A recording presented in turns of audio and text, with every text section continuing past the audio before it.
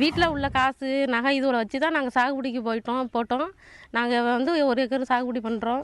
அதில் வந்து மறுபடியும் எங்கள் மாமா வந்து டெய்லியும் இப்போ வயலுக்கெல்லாம் போயிட்டு வரக்குள்ளே தண்ணி வராமல் போயிடுச்சு, பிள்ளைக்கு கல்யாணம் பண்ணுற பணத்தெல்லாம் எடுத்து நகைலாம் வச்சு தானே நம்ம சாகுபடி பண்ணணும். இது வரைக்கும் தண்ணி வெல்லாமல் பயிரெலாம் கருகி போயிட்டு என்ன பண்ணுறது, மீண்டும் அதை எப்படி நம்ம மீட்கிறது, நம்ம பிள்ளைக்கு எப்படி ஒரு நல்ல காரியம் பண்ணுறதுன்னு ரொம்ப மன உளைச்சலில் தான் திரும்பி வருவாங்க. எப்போ போனாலும் வயலுக்கு அதே தான் சொல்லிட்டு வருவாங்க. தண்ணி வசதி இல்லாமல் விவசாயம்லாம் இல்லாமல் காலத்து கஞ்சி கூட இல்லாமல் நாங்கள் கஷ்டப்பட்டு கிடக்குறோம். அந்த பிள்ளைங்களை வச்சுக்கிட்டு என்ன பண்ண போகிறோம், ஏது பண்ண போகிறோம்னு தெரியல. நாங்கள் இப்படி கொத்தனார் வேலைக்கு போகிறோம், ஊர் எல்லாமே விளையாமல் கிடக்குது.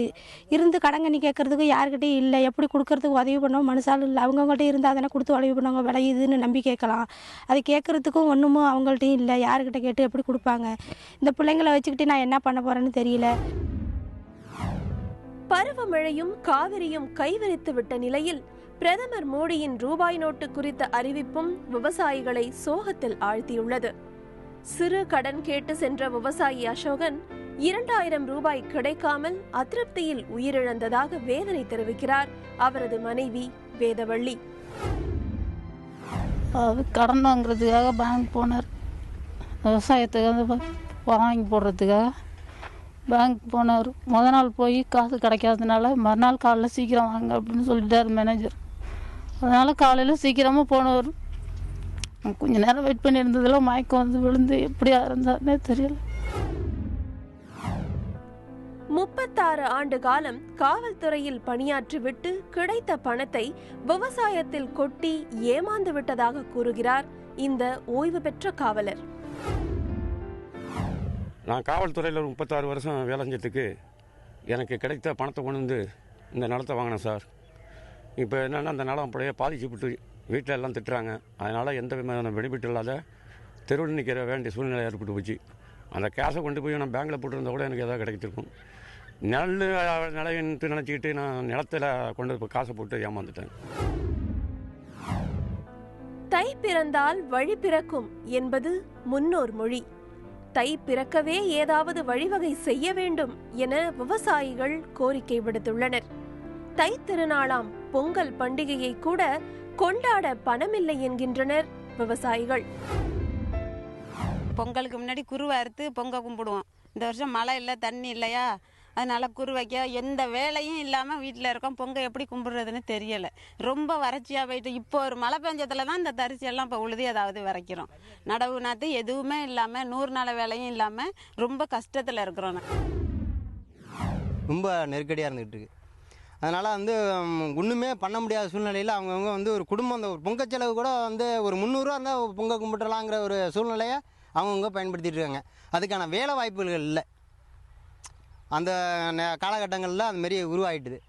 இதுக்கு தகுந்தது மாதிரியே கொஞ்சம் அரசு கொஞ்சம் உதவி பண்ணுச்சுன்னா மக்களுக்கு, எல்லா மக்களுக்குமே கொஞ்சம் நன்மை வந்து சேரணும்.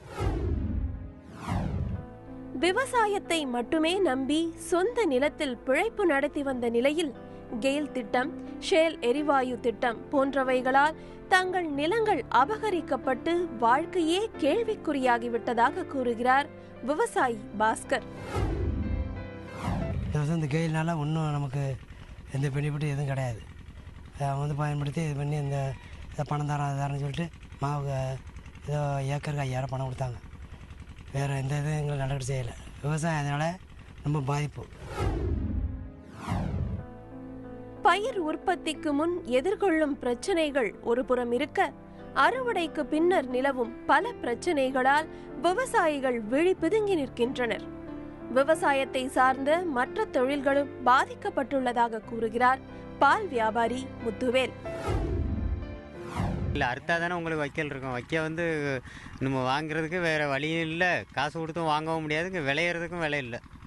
அதனால் கால்நடை வந்து நம்ம வச்சுக்கிறதே சிரமமாக தான் இருக்கும். அடுத்து வியாபாரம் எதுவுமே இருக்காது போல தெரியுது. பாதிக்கப்பட்ட விவசாயிகளுக்கு இழப்பீடு வழங்குவது அரசின் கடமையே என்றாலும் சரியான முறையில் புள்ளி விவரங்கள் சேகரித்து வழங்க வேண்டும் என்கிறார் அனைத்து விவசாய சங்கங்களின் ஒருங்கிணைப்பாளர் PR பாண்டியன். புள்ளியியல் துறையினுடைய ஆய்வு என்பது ஒவ்வொரு கிராமத்திலும் எத்தனை ஏக்கர் விளைநிலங்கள் அறுவடைக்கு தயாராக இருக்கிறது என்பதை அவர்கள் முதலிலே ஆய்வு செய்து தமிழக அரசு வருவாய்த்துறை மூலமாக வெளியிட வேண்டும். புள்ளியியல் துறை அங்கே பாதிக்கப்பட்டிருக்கிற பயிர்களில் தான் ஆய்வறிக்கை எடுத்து கணக்கெடுக்கல் செய்யப்பட வேண்டுமே தவிர இவர்கள் அங்கொன்றும் இங்கொன்றுமாக வாய்ப்புள்ள இடங்களில் ஆழ்குழாய் கிணறு மூலம் பணிகள் மேற்கொண்டிருக்கிற இடங்களில் ஆய்வு நடத்துவார்களே ஆனால் ஒட்டுமொத்த விவசாயிகளையும் அழிவுக்கு இழுத்துச் செல்லும். விவசாயத்தையும் விவசாயிகளையும் காக்க அவர்களது பயிர்க்கடனை அரசே ஏற்க வேண்டும் என்றும் அடுத்த ஆண்டில் சாகுபடிக்கு அச்சாரமாக கடனுதவி வழங்க வேண்டும் என்கிறார் காவிரி விவசாயிகள் பாதுகாப்பு சங்க பொதுச் செயலாளர் தனபாலன். பாதிக்கப்பட்டிருக்கக்கூடிய விவசாயிகள் வாங்கிய கடனை திருப்பி செலுத்தக்கூடிய சக்தி இழந்திருக்கிற நிலையில் அவர்களுடைய கடனை அரசே ஏற்று ஈடு செய்ய வேண்டும். அவர்கள் செலவு செய்து இழந்த தொகையை அடுத்த பருவத்திற்கான சாகுபடிக்கு மறுமுதலீடாக ஏக்கர் ஒன்றுக்கு 30,000 கொடுக்க வேண்டும். இதை நம்பியிருக்கக்கூடிய விவசாயிகள் இந்த தொழிலை விட்டு புலம்பெயர்ந்து வெளியில் சென்று கூலி வேலையும் இரவு காவலர்களும் சாலை பணிகளையும் மோட்டார் கார் தொழிற்சாலைகள்லையும் தெருவோரங்கள்லையும் கட்டிட வேலைகளிலும் ஈடுபடுவதை தடுத்து நிறுத்தும் பொருட்டு இந்த விவசாய கூலிகளை தக்க வைக்கிற வகையில் அரசு திட்டமிடுதல் செய்யணும்.